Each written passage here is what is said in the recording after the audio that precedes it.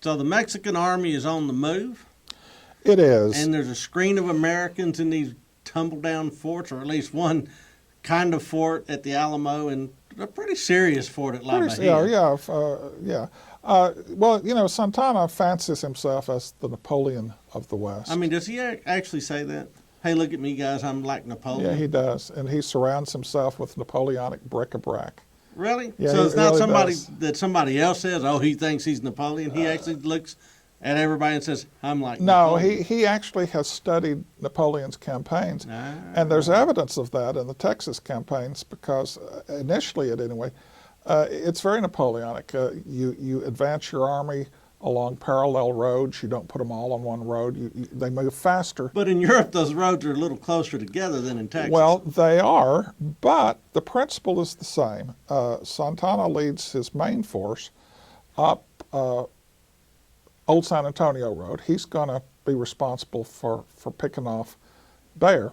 Okay. And he also has a very able subordinate commander named General Jose Urrea. He's actually one of my faves. Well, mine too.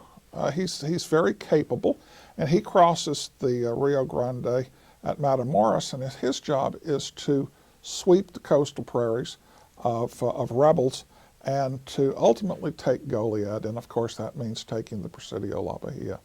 But if the Texians concentrate, the Mexican army will concentrate also. But like you say, it's going to be harder because they're further apart. Yeah, I mean, in Texas, you're always confronted by distance. Well, in the Texian forces have interior lines.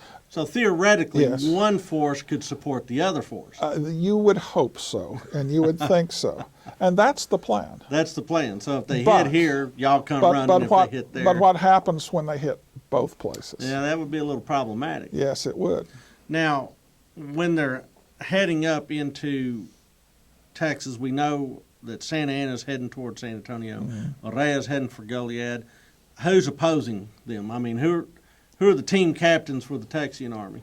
Well, at San Antonio, you've got a guy that nobody remembers today, but the actual Alamo commander is a fellow named James Clinton Neal. And now we heard about him first at Gonzales. Because he is the guy who actually touched off the Gonzales come and take it cannon. Okay. And it's appropriate that he do so because he's the guy with artillery experience Okay. from the War of 1812.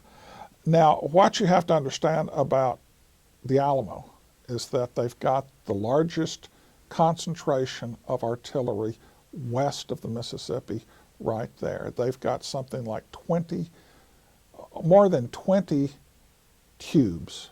Well, how come all those tubes are hanging around the old mission at San Antonio? Because that is, San Antonio is the political center Yeah. of Spanish and now Mexican Texas. And again, that's just where they end up. Many of them are literally lying on the ground without carriages. So this is probably every tube that was ever collected during the Spanish period. Oh, during the these Mexican are period. these are So old. Some of these old. are just like an antique store for some of these guns. It is. But you load that antique with nails and horseshoes and door hinges, it can kill you. Yeah, it'll put the chomp on you. Yeah.